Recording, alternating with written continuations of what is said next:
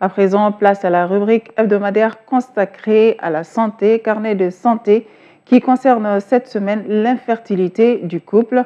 Elle toucherait, selon l'OMS, 48 millions de couples à travers le monde. Quelles peuvent être les principales causes de l'infertilité du couple ainsi que les facteurs de risque?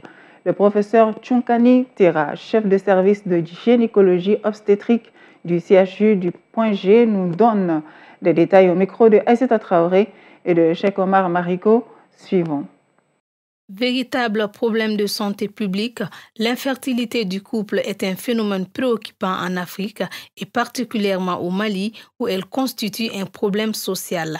Afin de ne pas remettre en question la virilité de l'homme, les communautés ont tendance à féminiser l'infertilité, alors que le problème peut venir de l'un ou l'autre membre du couple, précise le professeur Tera. La définition classique que l'OMS donne de l'infertilité évolue d'un moment à l'autre. La définition actuelle qui correspond à l'infertilité est l'absence de grossesse. Je précise encore, c'est l'absence de grossesse, pas l'absence d'enfant, mais l'absence de grossesse dans un couple qui a une activité de couple régulière. Au bout de 1 an, sans survenue de grossesse, on parle d'infertilité du couple. Et effectivement, je le préfère ainsi, puisqu'il s'agit d'un problème de couple et non pas un problème de femme, comme souvent on préfère le dire. Puisqu'à ce stade, il est prématuré de dire de quel côté vient l'infertilité. Ça peut être simplement un des membres du couple, ça peut être un peu de chaque côté, et quelquefois ça peut être même simplement lié à une incompatibilité au sein du couple.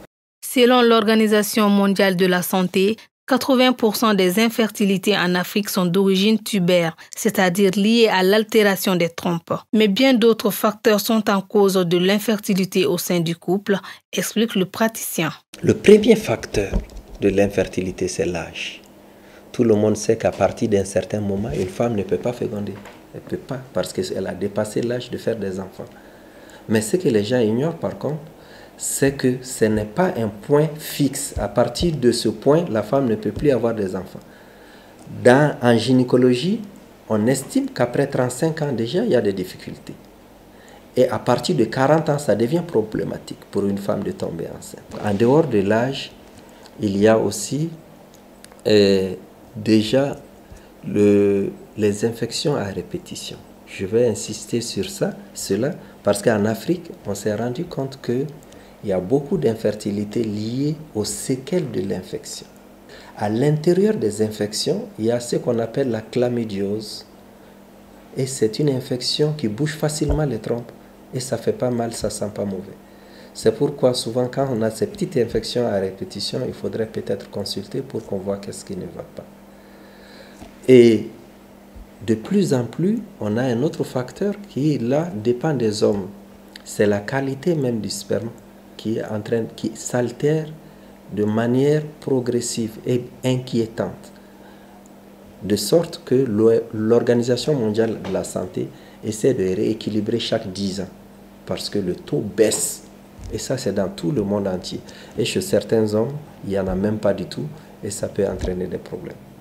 L'infertilité étant un problème de couple, la responsabilité incombe donc aux membres du couple. Cela devrait être pris en compte dans la prise en charge de la pathologie. Il faut que les hommes s'impliquent dans la prise en charge de l'infertilité du couple. Parce qu'on a vu beaucoup de cas où l'homme se met carrément à distance car il confond deux choses. La virilité et la fertilité, ce n'est pas la même chose. Mais si cela n'est pas exploré et qu'on accuse seulement la femme, quel que soit souvent le traitement qu'on donne à la femme, ça n'ira pas.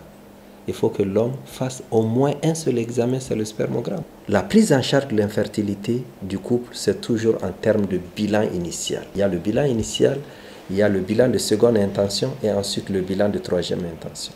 Donc, c'est à partir des examens qu'on peut situer où est-ce qu'il y a la faiblesse, où est-ce qu'il y a le problème. Et en ce moment, on peut facilement régler le problème. Donc, heureusement, dans notre pays actuellement, il y a plusieurs paliers de traitement. Il y a les traitements par des comprimés qu'on donne au monsieur, on donne à la femme.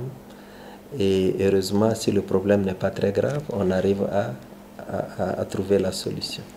Deuxième solution, c'est des injectables. On passe par des injections, ou alors s'il y a des petits problèmes, comme je l'ai dit tout à l'heure sur les trompes, on peut les déboucher sans faire une opération à partir de la machine qu'on appelle la cœlioscopie. Si c'est l'accollement de l'utérus, on peut aussi le guérir sans opération à partir de la même machine. Et ensuite, le deuxième palier, faire des injections. Ça coûte 10 fois plus cher, mais 10 fois plus efficace. Et souvent, on est pressé. La femme a déjà d'un certain âge ou bien elle a les moyens de faire un traitement. On peut sauter une étape et aller directement à la procréation médicalement assistée. Il n'existe pas de recette miracle pour tomber enceinte. Concevoir un enfant est avant tout quelque chose de naturel, mais lorsque cela tarde, au couple de rester soudés, se soutenir pour surmonter cette épreuve ensemble.